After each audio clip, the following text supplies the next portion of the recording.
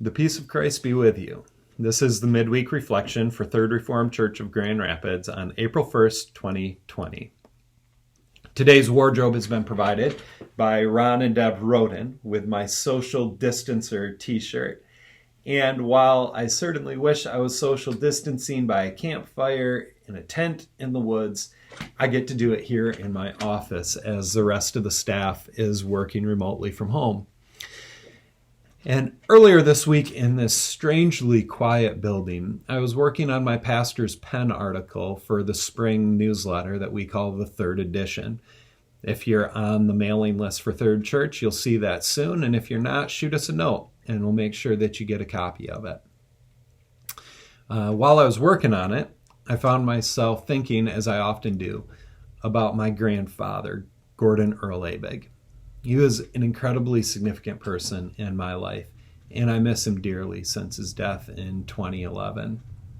One of the things I loved about my relationship with him is that I was his youngest grandchild, and that means that when he retired from the White Lake Tannery, I was 10 years old, which is the perfect age for a little boy to become a companion to a grandpa.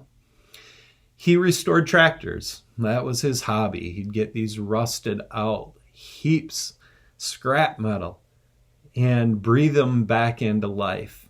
And he had this network of junkyards and old farms and people scattered around the state of Michigan that he knew he could go to track down the original authentic pieces he needed to do the restoration job right. He'd often call over to our house and say, "Well, you ready to go on a run?" Usually on a Saturday, but in summer when school was out, it was all bets off, and it might be 3 days in a row until we found what we needed. And I loved nothing more than climbing into the truck with him and setting off in search of those parts.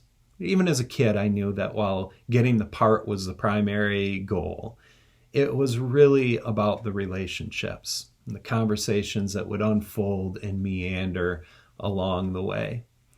There was this one guy, I can't for the life of me remember his name, but we would go to him pretty often. And he was really fond of using this phrase, "God willing, and the creek don't rise." As in, my grandpa would say, "Well, we're going to go home and try to wrench this magneto off and see what we need, and then we'll be back for that." And he'd say, "Sure thing, Gord, God willing, and the creek don't rise." As a kid, I loved the phrase, and I had no idea what it meant. I just thought it sounded cool. But I was thinking about it again this week as we have all been dealing with so much change and are having to learn how to hold our plans really loosely. I did a little digging to see if I could figure out the origin of it, and it seems like it emerged out of 19th century America, but there's just no way of giving an attribution for who first said it.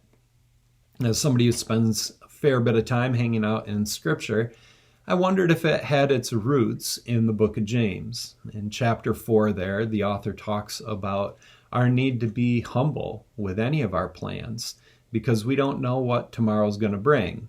Like, no kidding, right? So don't be all bold and confident in saying, "Tomorrow we're going to go to such and such a town and do this or that." Instead, you ought to say, "If God wills it, we are going to go here or do this," because we don't know what the future holds. And it's not that hard for me to imagine an early American setting off into the western frontier and saying in the spirit of James, "I'll be home soon, God willing." And it's not hard for me to picture that person figuring out pretty quickly that sometimes it doesn't take divine intervention to derail our plans. Sometimes all it takes is enough rain to swell a creek to the point where a horse or a wagon can't get past it. So I'll be home soon, I hope. That's my plan. God willing, and the creek don't rise. It's a phrase that I've become fond of myself, probably because of those early childhood experiences and because life makes it so abundantly clear that we don't know what tomorrow's going to bring.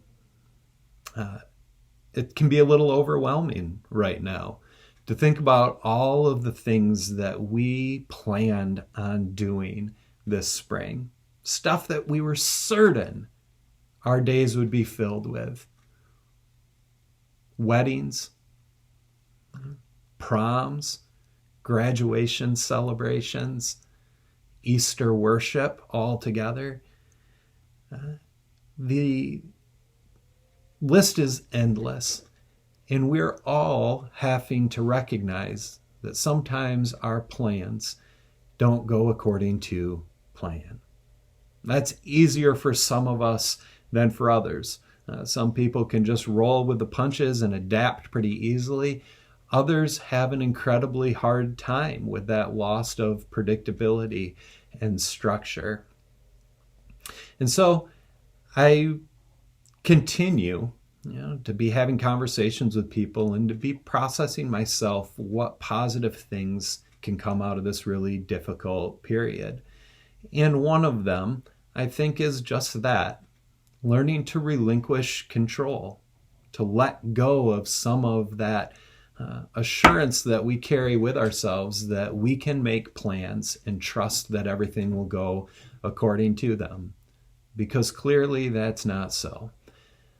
And so this week, in the comments below this video, I would love it if you would engage a little bit and share what are some of the plans that you had in the months of March and April, maybe even looking out to May and June, that even a short while ago you were certain would be a part of your life that you're now having to let go of.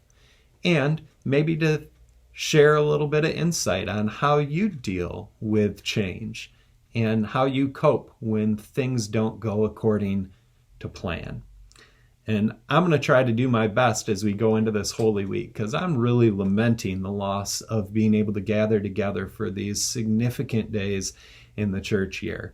But in the spirit of James and in the spirit of that old tractor trader in my youth, I'll say that I plan on spending next Easter here in the sanctuary at the corner of Michigan and Lakeside, surrounded with amazing people, with a flowered cross in our midst, retelling that old timeless story of new life emerging from loss. That's my plan, God willing, and the creek don't rise.